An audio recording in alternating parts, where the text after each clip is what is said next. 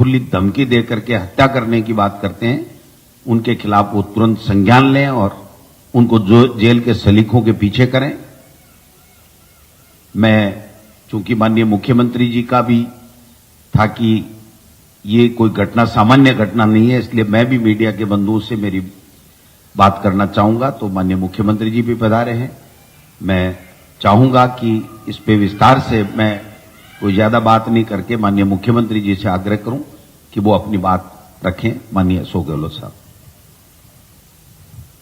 आप सबको मालूम है कि मैं 3 दिन रहा कर्नाटका के अंदर, बेंगलोर और हुबली, सब जगह माहौल जो कांग्रेस पक्ष के अंदर है, ये एहसास प्रधानमंत्री जी को भी और उनके तमाम साथी उन सबको है। इसीलिए आप देखें रोड शो हो रहे हैं वहां पर, पूरा वक्त जो है 54 लोग मारे गए मणिपुर के अंदर, कोई परवाह नहीं हो रही उसकी, 5 जवान शहीद हो गए, पर वो लोग चुनाव जीतने को ही सब कुछ मानते हैं। हैदराबाद में चुनाव होंगे नगर निगम के तो पीएम और एचएम आ जाएंगे। ये हालात है देश के अंदर, इसलिए देश में बहुत आक्रोश है। हम बार बार कहते हैं कि देश किस दिशा में जा रहा है कोई नहीं जानता, किस दिशा में जाएगा किसी को नहीं मालूम।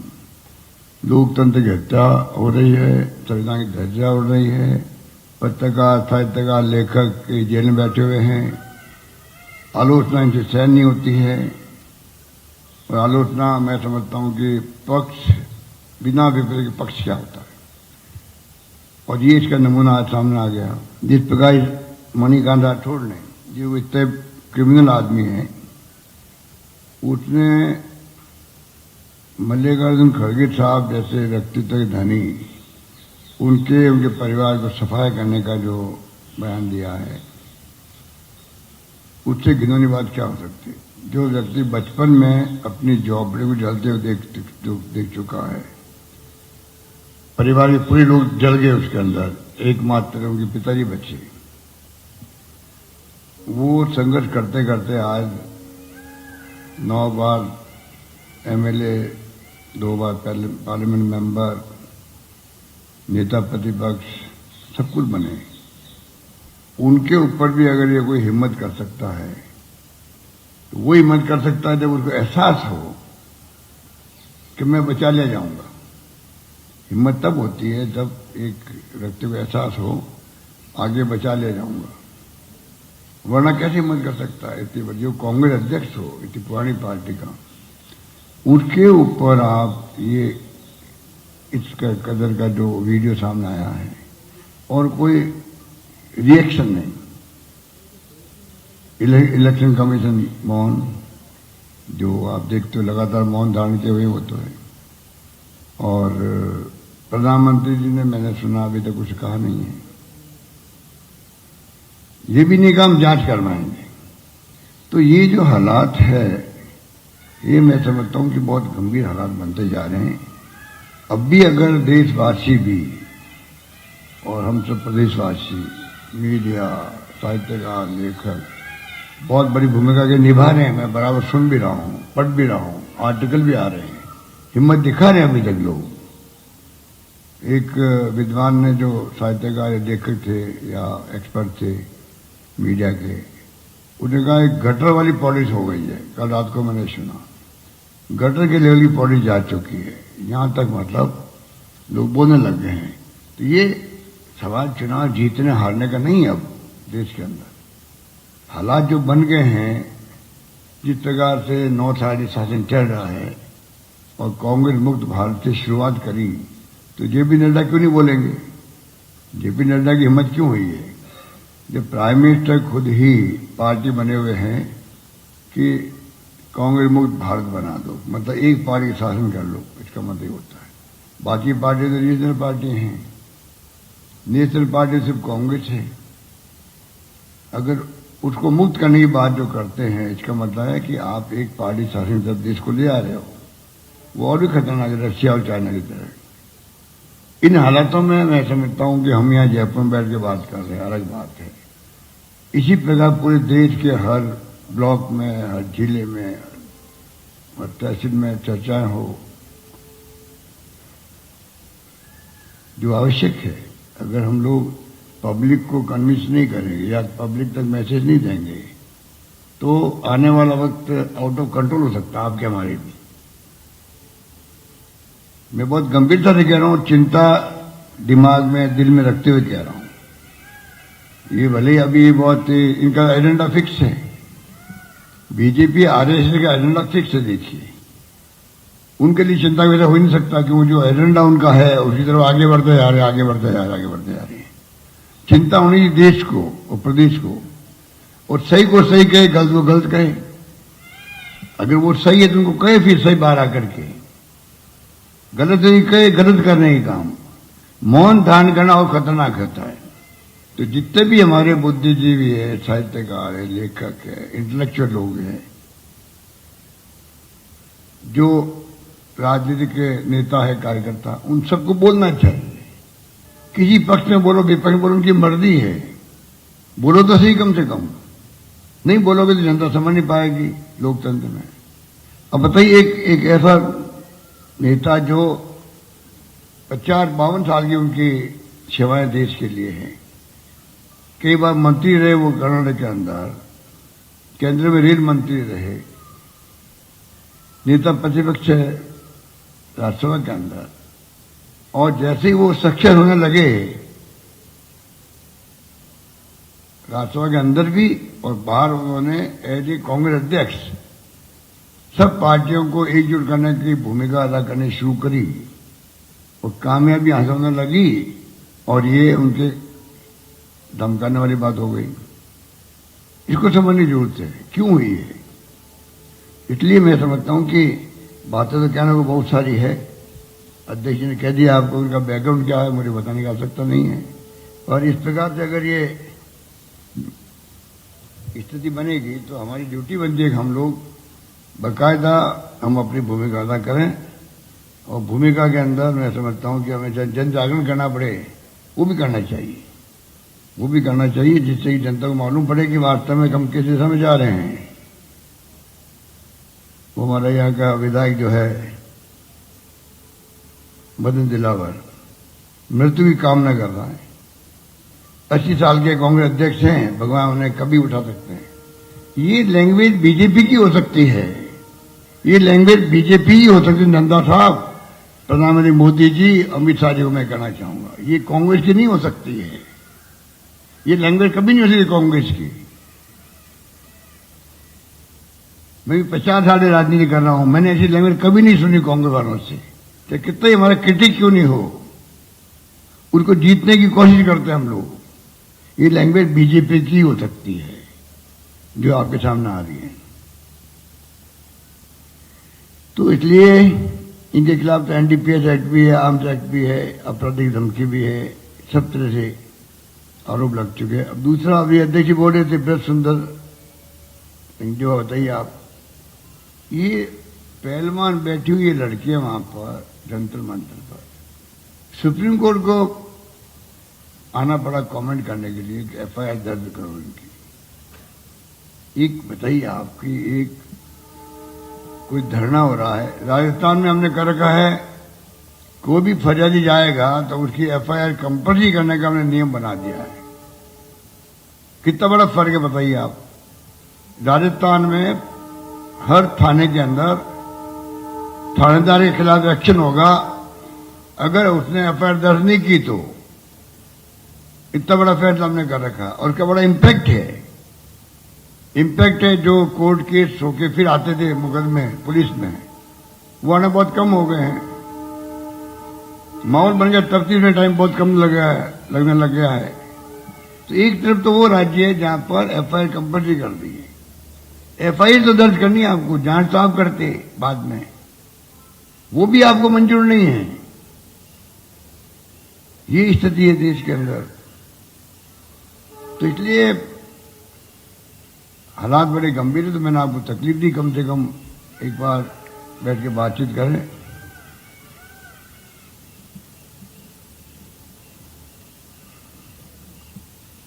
तो इसलिए मैंने कहा आपको कि ये बार बार हम लोग एक ही बात बोलते, देश की दिशा में जा रहा है, कहां जाएगा। इसमें बोल रहा हूं लगातार, आप सुन लो, नई बात बोल नहीं रहा हूं। और समझ में नहीं आता कि ये वो कुछ ही बोले मंजूर है। अब सोनिया गांधी जी के बारे में बताइए आप, जो प्रधानमंत्री नहीं बनी हो, खुद डॉक्टर मनमोहन सिंह जी को प्रधानमंत्री बनाया हो, उस सोनिया गांधी का मान सम्मान आज हाईएस्ट है देश के अंदर। एक महिला जो विदेशी थी, लोग कहते भाई ये कांग्रेस अध्यक्ष कैसे बन सकती है, और बनने के बाद में जिस प्रकार से उन्होंने कांग्रेस चलाई और जिस प्रकार से उन्होंने अपनी भूमिका अदा करी, आज पूरा देश भारतीय संस्कृति की नारी जो होती है, संस्कार होते हैं, परंपरा होती है, उसको इस रूप में निभाया और ऐसा व्यवहार किया कि आज पक्ष विपक्ष कोई हो, मन के अंदर उनका हाईएस्ट रेस्पेक्ट है सोनिया गांधी जी के बारे में। उनका आप चाइना और पाकिस्तान का एजेंट बता रहे हो और भी कुछ कमेंट करो उनके बारे में। तो ये स्थिति जब बन जाती है तो लोकतंत्र में किस माहौल में हम उतर रहे मैदान के अंदर, किस माहौल में चुनाव कैंपेन हो रहा है, किस लेवल पे जा रहा है चुनाव कैंपेन, ये तो पराकाष्ठा हो गई। बाकी तो पहले भी गए हैं, गुजरात के अंदर हमने देखा है, सब लोग देखते हैं। अब पराकाष्ठा हो गई, पाकिस्तान और चाइना का एजेंट हो गई। मारने की धमकी दे दो अब खड़गे साहब के परिवार को, खड़गे साहब को। इस लेवल पे आप आ गए हो चुनाव जीतने के लिए, डराने के लिए, धमकाने के लिए। तो ये बहुत दुर्भाग्यपूर्ण है। धन्यवाद।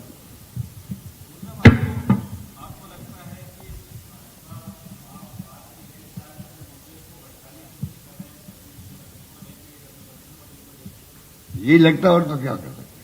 जो हालात है उसमें ये लगता है कि इतने घबरा गए लोग, और वहां 40% की सरकार कहलाती है, जिस रूप में करप्शन हदे पार कर चुका है। आम जनता नहीं, बीजेपी वाले खुद भी प्राइवेटली कहते हैं कि 40% के बगैर काम नहीं होता है।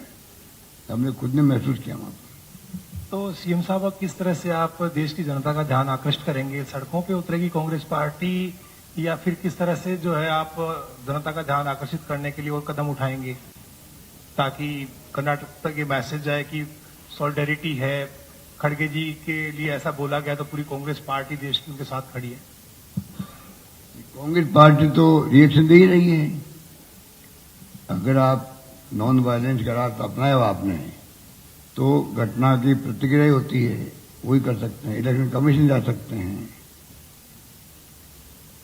मौका पड़े तो आप जुडिशरी में चले जाओ, और तो कांग्रेस क्या करेगी।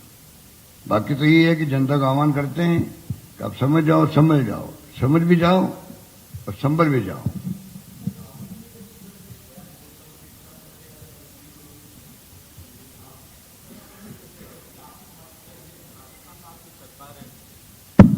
राहुल जी ने जब एक बयान दिया था तो उसके विरोध में बीजेपी वालों ने एफआईआर दर्ज कराई थी, उनकी सदस्यता भी चली गई थी।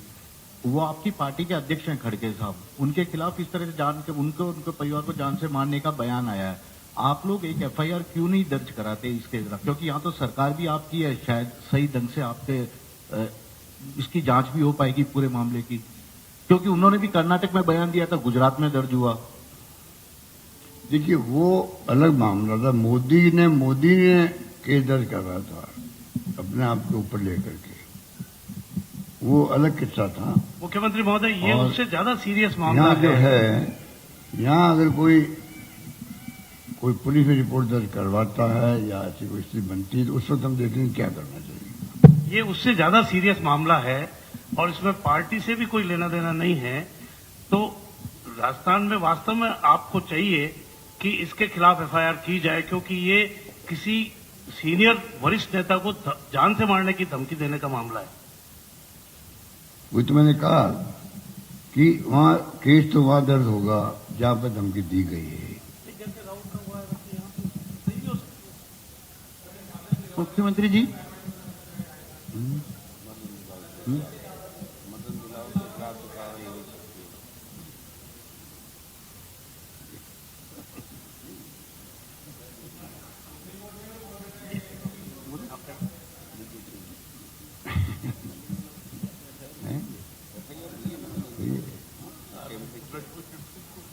हाँ, मदन दिलावर के खिलाफ तो एफआईआर दर्ज हो गई थी ना पहले। एक बार तो भाग गया था वो। एक बार वहां कैंप जो है डिस्टर्ब करने गया, जैसे मालूम पड़ा कि खबर आ गई इसको अरेस्ट कर लो, तो भागे वहां से वो। और दूसरी बार जाके फिर ये बयान दिया वहां पर। मुख्यमंत्री जी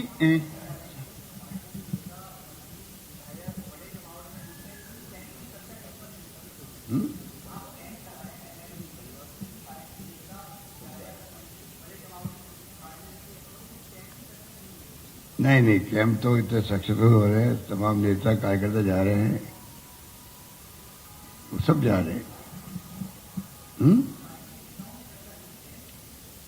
कार्यकर्ता को आप नेता कब मानोगे? कब मानोगे? कार्यकर्ता बेचारा काम करता करता 15, 20, 25 साल हो जाते, तब नेता नहीं मानते। हर कार्यकर्ता नेता हमारे यहाँ पर है, और इतना सहयोग मिल रहा है पार्टी का, हमें आप सोच नहीं सकते। मैं जहां जहां जा रहा हूं, मुझे तो पार्टी कार्यकर्ता दिखते हैं, सलामी देते हैं, सेवादल वाले ले आते हैं मुझे वहां कैंपों के अंदर, या महंगाई राहत के हैं, या कार्ड बन रहे हैं, या रजिस्ट्रेशन हो रहा है, सब वही बताते हैं। कार्यकर्ताओं की बहुत बड़ी भूमिका है और अच्छा काम होकर, और कैंप इतने सक्सेसफुल चल रहे हैं कि आप खुद देख लीजिए कि 2 करोड़ से अधिक तो कार्ड बन चुके हैं, 50 लाख से अधिक आपके परिवार, 55 लाख परिवार हो गए हैं। और कुछ लोगों ने कहा ये कैंप लग क्यों रहे हैं? मैंने उनको जवाब भी दिया है, आप देखा होगा, इसलिए लग रहे हैं कि लोगों तक फायदा पहुंचे 100%। पहले हमारा अनुभव है 70% तक फायदा पहुंचा। अभी 4 दिन पहले एक्सीडेंट हो गया 2 बच्चों का, एक का कार्ड बना हुआ था, 5 लाख मिल गए, दूसरे का बना हुआ नहीं था, खाली कार्ड नहीं बना हुआ था, उसके कारण 5 लाख नहीं मिल पा रहे हैं। एग्जाम्पल दे रहा हूं आपको। तो ये कई बार लापरवाही, कई बार नासमझ, कई बार आप समझ लीजिए अनपढ़ आदमी है, परिवार तक जा नहीं पाती बात। कल मैं गया, एक वहां घोड़ी लेके एक औरत थी, बैठी हुई थी, मैंने कहा तुम्हें कार्ड मिल गए? कहाँ मिल गए? मैंने उसका वो बैग लिया जो कागज का था, मैंने गिना कार्ड की, मुझे मानता ये जिस स्थिति के अंदर है उसमें कार्ड 5 का मैच का, मेरा अंदाज हुआ। कलेक्टर खड़े थे अजमेर के, मैंने कहा भाई आप बताओ, मुझे लगता है ये कार्ड तो इसकी बात नहीं है। पूरी स्टडी हुई 5 कार्डों की, कौन सा नहीं उसकी स्टडी हुई। कलेक्टर ने खुद ने दिमाग अप्लाई किया, 2 कार्ड कम थे उसके, पेंशन का कम था और एक और कार्ड का कम था। कहने का मतलब कि कई बार होता है ऐसा। मैंने आपको एक एग्जाम्पल दिया, बीपीएल, मुख्यमंत्री बीपीएल जीवन रक्षा कोष, और 4% तक बात नहीं पहुंची मेरी, जबकि उस वक्त बीपीएल की संख्या बहुत अधिक थी देश के अंदर। मैंने उस वक्त किया था कि अनलिमिटेड खर्चा भी हम देंगे, आप तो इलाज करवाओ। 5 में 10 लाख तो मैंने दी उस जमाने के अंदर, 25 साल पहले की बात हूं आपको। तो ये मुझे बहुत दुख होता है कि स्कीम हम अनाउंस करें बजट के अंदर, बजट का प्रोविजन उसके अंदर है, तब भी लोग उसका फायदा नहीं उठावे। तो ये हमने सुनिश्चित कर दिया इस बार। और आपको एक बात और बताऊंगा, आपको पेंशन बांटी हमने, old age pension last time, old age और निसज्जन और विधवाओं को। आपको मालूम है कि पेंशन बंटने में एक साल में 65 करोड़ रुपए खर्च होते थे, खाली बंटवाने के लिए पोस्ट ऑफिस से। 65 करोड़ किसे कहते हैं? और अब क्या होगा जब सभी लोग आ जाएंगे उसके अंदर, डीबीटी होगी उन सबकी, डीबीटी हो भी रही है अभी। तो कहने का मतलब कि लोग जो है ये कैंप लग रहे हैं, जिला प्रशासन के जो कैंप लगते हैं, सब प्रशासन गांव के संग, शहरों के संग के साथ लग रहे हैं, लोगों में उत्साह है, आगे जाके लोग प्रचार करें अपना अभी इसका।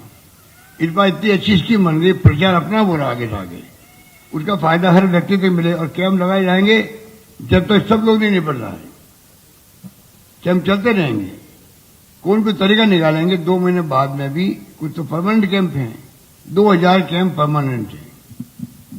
तो मैं समझता हूं कि इस बार हर परिवार तक लाभ पहुंचेगा। मुख्यमंत्री जी, एक सवाल है मेरा। आपने कहा कि प्रधानमंत्री जी मौन धारण किए हुए हैं, कई सवाल आप कह रहे हो, मैंने नहीं। जी, मतलब इस इशू पर केंद्र के केंद्रीय गृह मंत्री, मैंने कहा वो कोई रिएक्शन नहीं दे रहे एक तरीके से। अब चूंकि 10 तारीख को राजस्थान में वो आ रहे हैं, आपकी कई डिमांड थी राजस्थान सरकार की, कई ऐसी योजनाएं शुरू की गई है जो आप और प्रदेश की जनता चाहती है कि केंद्रीय स्तर पर भी लागू हो, देश भर में लागू हो। क्या लगता है कि अब उनकी चुप्पी टूटेगी, कुछ बोलेंगे वहां पर? अगर आज रात को मैं 2 पत्र भेज रहा हूं, आज रात को ही। मैं चाहूंगा कि रेल मंत्री जो आ रहे हैं यहाँ पर नाथद्वारा में, तो हमारी जो मावर जंक्शन से उदयपुर कामली घाट बहुत इंपॉर्टेंट, टूरिज्म के हिसाब से भी, वैसे भी बहुत इंपॉर्टेंट लाइन है। आज तक वो ब्रॉडगेज नहीं हो पाई है। उसको काम को जल्दी करे। और जो संयुक्त रेल मंत्री हैं वो भी सोजत के रहने वाले हैं और सोजत इसके बीच में आता है। इससे बड़ी बात क्या होगी कि रेल मंत्री कम से कम अपने गांव के अंदर तो जो रेल लाइन जा रही है मीटर गेज उनको ब्रॉडगेज करने की घोषणा करे, तब तो समझ में आती बात आना उनका सार्थक होगा। तो तमाम बातें मैंने दिमाग में सोच रखी है। आज मैंने यही काम किया है, लेटर ड्राफ्ट करवा रहा हूं। और भी रेल लाइन हमारी रतलाम से डूंगरपुर वाया बांसवाड़ा वो वहीं आता है जहां मेवाड़ के अंदर जा रहे हैं प्रधानमंत्री जी और रज मंत्री जी। और बाकी जो सरमत्रा का मैं कह रहा हूं बार बार, सरमत्रा करौली। सीएम सर, नशीराबाद से माधोपुर, नहीं खड़े। तो ये तमाम जो है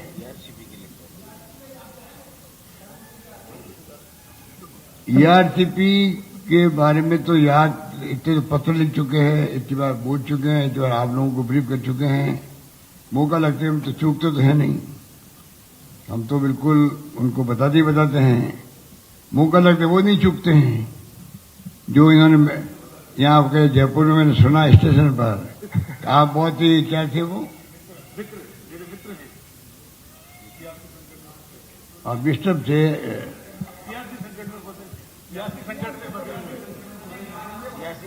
सियासी संकट की बात की थी सर उस समय। नहीं वो उठापटक आप उठापटक थी पार्टी में आपके, तब भी आप आए हो यहाँ, बताइए आप।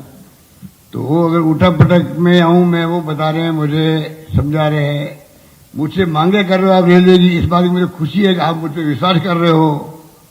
तो राजनीति करने में उन्होंने कमी नहीं रखी। आगे भी मैं जो अवसर लगेगा उसके अकॉर्डिंग टू मैं हर मुद्दा उठाऊंगा राजस्थान जीत के देखते। सर आप महंगाई सर आप महंगाई और विकास के जरिए जनता के बीच जा रहे हैं सर, लेकिन बजरंग बली की एंट्री इस बार थोड़ा जल्दी हो गई है। पिछली बार भी आए थे। तो विकास और महंगाई के मुद्दे के साथ साथ ये जो धार्मिक इश्यूज हैं सर, ये भी एक बड़ी चुनौती रहेंगी इलेक्शन में, आपको लगता है?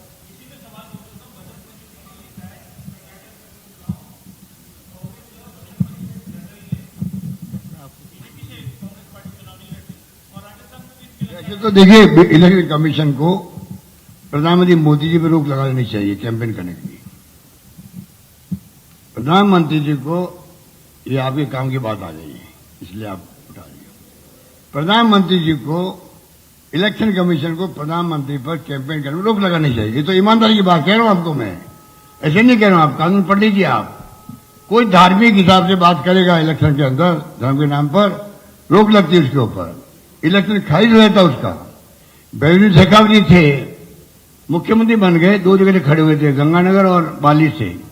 गंगा में चुनाव हार गए, बाली में चुनाव जीत गए। वही राम मंदिर की बात करने लगे वहां पर धार्मिक, उनके खिलाफ में पेटिशन हुई, इलेक्शन पेटिशन हुई थी उनके खिलाफ में। और वो इलेक्शन पेटिशन चलती रही, उनकी मेंबरशिप जा रही थी। और जो गवाह देने जा रहा था आदमी, जो सीपीएम माइंड का आदमी था, वो आदमी जा रहा था, बस से उतारा उसको पुलिस ने, ले गए, समझाइश की कुछ भी किया और वो बच गए। भैरव सिंह जी, ये नहीं बोलना चाहिए। जो प्रधानमंत्री जी बोल रहे हैं खुल के बोल रहे, वो तो छिपा भी नहीं रहे हैं, इशारा भी नहीं कर रहे हैं। उनके वो रोक लगनी चाहिए कि वो कैंपेन नहीं करे वहां पर। ये ईमानदारी की बात है। सीएम सर इससे जुड़ा हुआ सवाल ये है सर इससे जुड़ा हुआ सवाल है सीएम सर, इससे जुड़ा हुआ सवाल है, क्योंकि वहां जैसे ही आपने अपने घोषणा पत्र में हनुमान बजरंग दल को बैन लगाने की बात की, उन्होंने पूरा मुद्दा बना लिया और खुद पीएम मोदी लगातार हनुमान को लेकर रोल कर रहे हैं। राजस्थान में वो आ रहे हैं 10 को, और जहां तक है यहां पर भी वो मुद्दा बनाएंगे। तो चुनावी साल में आप इसके काउंटर के लिए क्या कदम उठाएंगे? क्या आप बैन करने की तैयारी है? आप बजरंग दल को बैन करेंगे या फिर आपको इस काउंटर में ऐसा करेंगे वो मुद्दा नहीं बना पाए? देखिए, बात सुनिए, कोई सेंटर हो किसी नाम का, एनजीओ नाम रखता, अपना अपना नाम रखते हैं, चाहे भगवान राम के नाम का हो, शिव जी के नाम का हो, बजरंग दल के नाम का हो, जो और कोई नाम का हो। सवाल यह है उस सेंटर की भूमिका क्या है। जो भूमिका जैसे होती है उस ढंग से कार्रवाई होती है सरकार की। जब वो दोगड़े जी हमारे त्रिशूल बांट रहे थे तो हमें मजबूर होकर के जब रोका नहीं रुके तो उनको अरेस्ट करना पड़ा। तो डिपेंड करता है कि उस एनजीओ की जिस नाम का दल है उसकी मंशा क्या है। जैसी मंशा होती है उस जगह कार्रवाई होती है। और अब ये मुद्दे नहीं बनने वाले देश के अंदर। जो कर्नाटक में इन्होंने मार खाई है, ये ध्रुवीकरण करने में असफल हो गए हैं। अब ये खड़गे साहब का मामला लेके क्यों आए ये, या सोनिया गांधी के बारे में ऐसी बातें क्यों करने लगे हैं? इतने बुखला गए कि इनके जो ध्रुवीकरण के मामले चल नहीं पा रहे हैं इनके। और भी बजरंग बली के नाम से जो उन्होंने आह्वान किया घर घर में, वो भी चल कहां पाया। लोग समझ गए। अब पहले लोगों को महंगाई, बेरोजगारी, नॉन वायलेंस और गरीब अमीर की खाई, जो राहुल गांधी जी ने कहा 4 मुद्दे मेरे हैं, उन मुद्दों पर जो है आज देश में राजनीति हो रही है। और मेरा बजट जो देखोगे आप, उसका आधार पर हमने बनाया। धन्यवाद। मुख्यमंत्री, लास्ट सवाल मुख्यमंत्री।